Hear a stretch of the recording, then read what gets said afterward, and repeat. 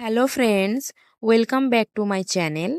আজকে আমি আপনাদের সাথে শেয়ার করব চটজলদি একটা ডিমের রেসিপি, যেটা আপনারা সাদা ভাত, পোলাও, পরোটা সব কিছুর সাথে পরিবেশন করতে পারেন। তো চলুন দেখে নেওয়া যাক আজকে আমি এই ডিমের রেসিপি কিভাবে বানাচ্ছি। প্রথমে কড়াইতে বেশ কিছুটা তেল দিয়ে দেব পেঁয়াজ বাটা।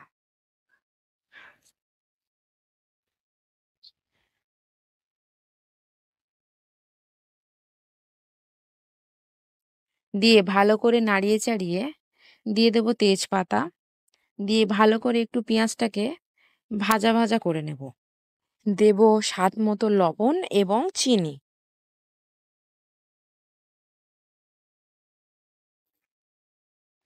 যখনই পেঁয়াজের কালারটা চেঞ্জ হয়ে আসবে, দিয়ে দেব জিরে বাটা এবং আদা বাটা। দিয়ে ভালো করে মশলাটাকে ভেজে নেব। দিয়ে দেব সামান্য পরিমাণ বাটি ধোয়া জল। দিয়ে ভালো করে মশলাটা কষিয়ে নেব। দিয়ে দেব ফাটিয়ে কাঁচা লঙ্কা।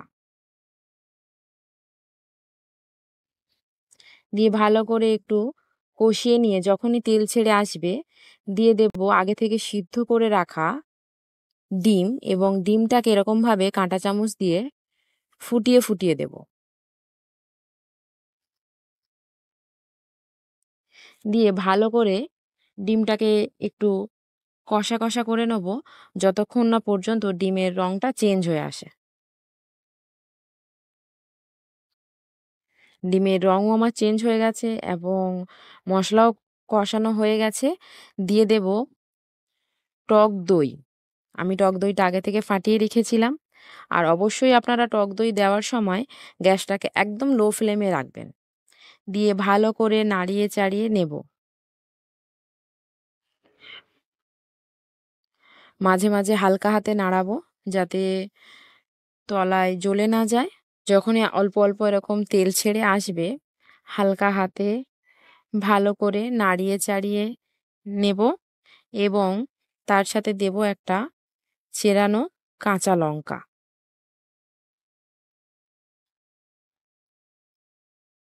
দিয়ে ভালো করে নাড়িয়ে চাড়িয়ে নিয়ে ওপরে যখনই এরকম তেল উঠে আসবে, গ্যাস অফ করে দিলেই রেডি আমার ডিমের কোরমা।